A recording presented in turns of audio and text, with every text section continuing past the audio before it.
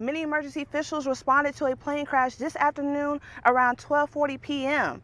Now, officials say right behind me, you'll still see remains of the aircraft. The City Council met tonight to discuss many things on the agenda. More specifically, the Council discussed the recall vote of the former City Council member, Nick Canoth. The ice expansion will be starting here in Kingdom City, going all the way towards Columbia. The multi-sport stadium you see right here will house the men's football team, making history from William Woods University. Just 1 year ago, Nick Canoth was celebrating his position as the first Ward City Council member. Now tonight, he says that he is just ready to be done with politics. Some of the locations will be like this, having the red canvas bag over them. Now the city says these new meters are designed to help people who shop and live in the downtown area. Officer Woodson not only faces legal battle in court, but also faces rejection by the community.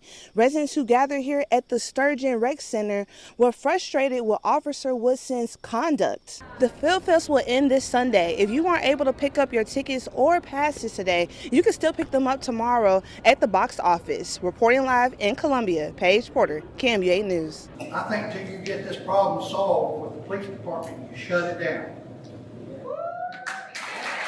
It was a meeting where the Board of Aldermen just listened. I encourage anyone here that's had a negative interaction with him to get up and talk, because this is your chance to weigh in. Residents weren't shy with how they felt about the police department. That guy doesn't deserve a badge, and he damn sure doesn't deserve a weapon.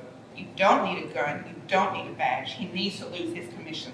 He needs to be gone from this town. The city's legal counsel says Officer Woodson is on paid administrative leave and will be until the board makes a decision. Regarding the paid administrative leave, I just want to go ahead and get ahead of it and let you all know that under Missouri law, whenever any kind of disciplinary action is being considered for a law enforcement official, there are certain statutory processes you have to undertake before you can take any action.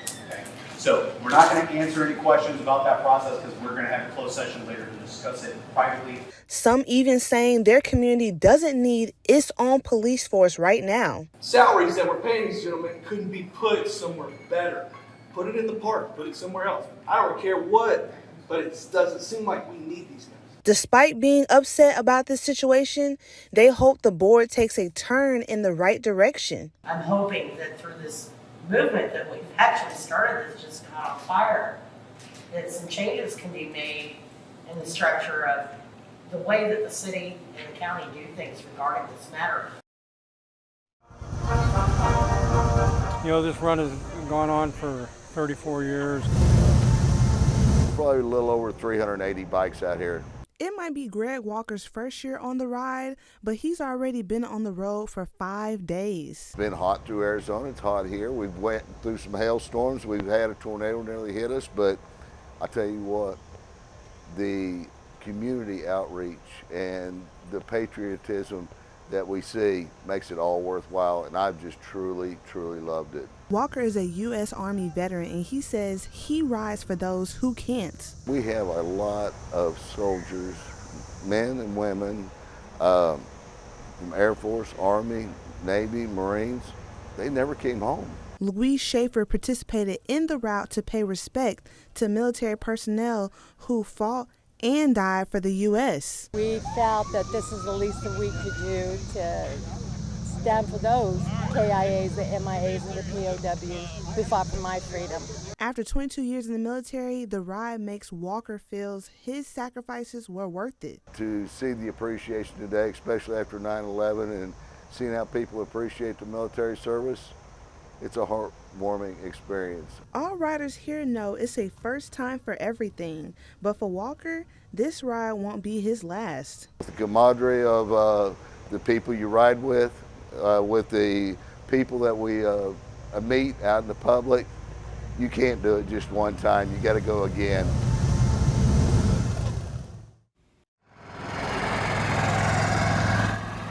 Some of these businesses have been here for a very, very, very long time.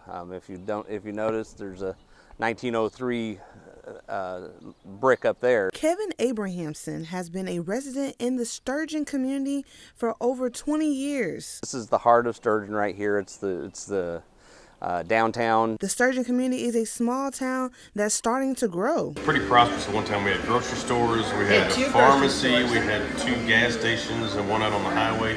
We had a mechanic shop. Abrahamson found out the bad news while he was cooking dinner. I got the call from one of my aldermen saying, hey, did you hear about the collapse? Which I hadn't at that point. And so I left, I pretty much shut off dinner. The assistant chief of the Boone County District says the structure is unstable. At this point, we've got the alleyway blocked off to keep people out of the collapse zone. We've got the parking in front of that building blocked off as well, using city staff and city barricades. And that's going to remain blocked for quite some time until we have an opportunity to get a structural engineer in here that can evaluate the building and deem whether it's safe or not. Abrahamson hopes that everyone watch out for the signs and be safe driving around the downtown area. Main thing is just stay away from this side of the street. You know, you're good up to the buzz, but don't go past the buzz. Don't come over in this area because I don't want anybody getting hurt.